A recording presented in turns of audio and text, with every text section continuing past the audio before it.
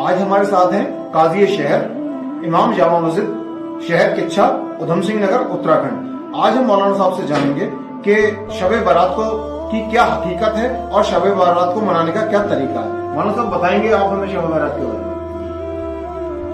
السلام علیکم ورحمۃ اللہ تعالیٰ وبرکاتہ۔ ناظرین، علی جناب جاوید ملک صاحب کا یہ سوال ہے کہ شب برات کی کیا حقیقت ہے۔ تو دیکھیے کہ اس کو شب برات کہا جاتا ہے، اس کی حقیقت یہ ہے کہ شب کے معنی آتے ہیں رات اور برات کے معنی آتے ہیں بری ہونا، نجات پانا، قطع تعلق کرنا۔ کیونکہ اس رات مسلمان اپنے گناہوں سے قطع تعلق کر کے اللہ رب العزت کا قرب حاصل کرتے ہیں، اپنے گناہوں کی بخشش چاہتے ہیں۔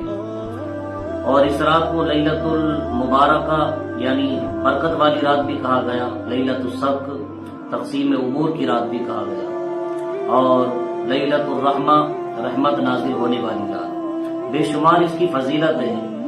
آپ دیکھیے کہ اس رات میں اللہ کے رسول صلی اللہ تعالی علیہ وسلم کا قبرستان جانا یہ حدیث شریف سے ثابت ہے۔ ترمذی شریف کی حدیث ہے، عن عروۃ عن عائشہ رضی اللہ تعالی عنہا قالت فقدت رسول اللہ صلی اللہ تعالی علیہ وسلم لیلہ فخرجت فاذا هو بالبقیع۔ حضرت عائشہ صدیقہ رضی اللہ تعالی عنہا سے مروی ہے، آپ بیان کرتی ہیں کہ اچانک میری رات کو آنکھ کھلی تو میں نے دیکھا کہ اللہ کے رسول صلی اللہ تعالی علیہ وسلم اپنے بستر مبارک پر آرام فرما نہیں ہے۔ تو میں نے ادھر ادھر تلاش کیا، میں نے کہیں نہیں پایا، فاذا هو بالبقیع، تو میں نے آپ کو جنت البقیع میں پایا۔ تو اس رات قبرستان جانا، اٹھ کر کے عبادت کرنا، یہ ہم سب کے آقا علیہ الصلوۃ والسلام کی مبارک سنت ہے۔ اور اس رات کے تعلق سے حضرت عائشہ صدیقہ رضی اللہ تعالی عنہا سے میرے آقا فرماتے ہیں، اے عائشہ، کیا تم جانتی ہو کہ یہ شعبان المعظم کی 15ویں رات میں کیا ہوتا ہے؟ عرض کرتی ہیں، یا رسول اللہ صلی اللہ تعالی علیہ وسلم، آپ ہی فرما دیجیے۔ تو اللہ کے رسول صلی اللہ علیہ وسلم نے فرمایا، اے عائشہ، اس رات سال بھر آنے والے کتنے بچے پیدا ہونے ہیں، کتنے لوگ انتقال کرنے والے ہیں، کتنے لوگ حج کرنے والے ہیں، کس انسان کو کتنا رزق ملے گا، اس سال بھر کے تمام امور اللہ رب العزت اس رات میں لکھ دیتا ہے۔ یہ اس کی حقیقت ہے۔ اور اس رات میں اللہ رب العزت بنی کلب کی بکریوں کے بالوں سے بھی زیادہ لوگوں کی بخشش فرماتا ہے۔ سبحان اللہ۔ تو یہ بخشش کی بھی رات ہے۔ بنی کلب ایک قبیلے کا نام ہے جو بہت زیادہ بکریاں پالا کرتا تھا۔ آپ اسی بات سے اندازہ کریں کہ ایک بکری کے بال ہم شمار نہیں کر سکتے، اور وہ بہت زیادہ بکریاں پالنے والا قبیلہ تھا۔ فرمایا کہ بنی کلب کی بکریوں کے بالوں سے بھی زیادہ اللہ رب العزت بخشش فرماتا ہے۔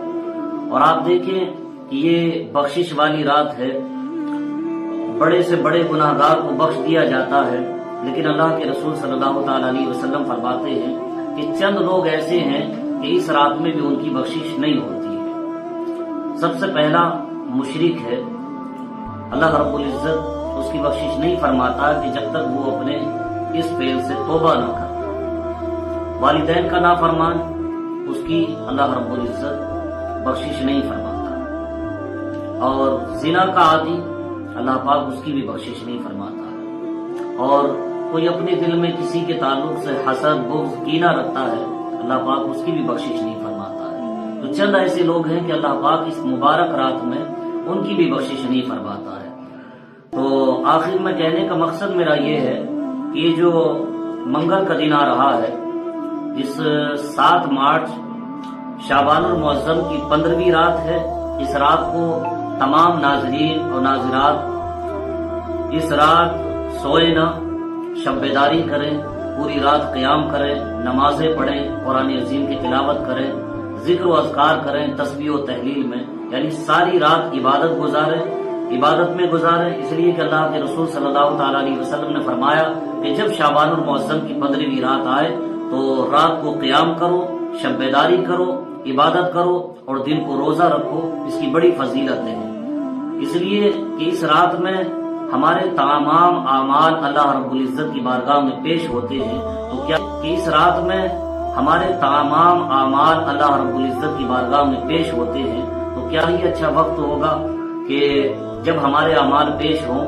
تو ہم عبادت میں مصروف ہوں۔ شعبان المعظم کی 15ویں رات آتی ہے تو میرے آقا حدیث شریف میں فرماتے ہیں کہ سورج غروب ہونے سے لے کر طلوع آفتاب تک، طلوع فجر تک اللہ رب العزت کی جانب سے اعلان ہوتا رہتا ہے، اللہ رب العزت کی جانب سے اعلان ہوتا ہے کوئی بندہ جو اپنے گناہوں کی بخشش چاہتا ہے کہ ہم اس کی بخشش فرماتے ہیں، ہے کوئی مصیبت زدہ جو اپنی مصیبتوں سے نجات چاہتا ہے تاکہ ہم اس کو مصیبتوں سے نجات عطا فرماتے ہیں، ہے کوئی بندہ جو رزق کا طالب ہو، رزق طلب کرنا چاہتا ہے تو ہم اسے رزق عطا فرمائیں۔ تو یہ سال بھر کے تمام امور اس رات میں لکھ دیے جاتے ہیں۔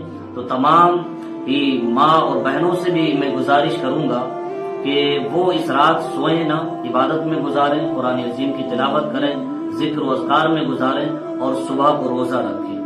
اور جتنے بھی ہمارے تمام بھائی ہیں، عاشقان مصطفیٰ ہیں، چاہے وہ کچا کے ہوں، سرولی، بنڈیا، سسئی، اندرا نگر اور قرب و جبار کے جتنے بھی لوگ ہیں، میں ان سے مؤدبانہ گزارش کروں گا کہ وہ اپنے شہر کی کریں۔ اللہ رب العزت کی بارگاہ میں دعا گو ہوں کہ اللہ پاک اس رات کے صدقے ہمارے گناہوں کی بخشش فرمائے، اور جتنے بھی مرحومین مرحومات اس دنیا سے جا چکے ہیں اللہ پاک سب کو غریق رحمت فرمائے۔ السلام علیکم ورحمۃ اللہ تعالیٰ۔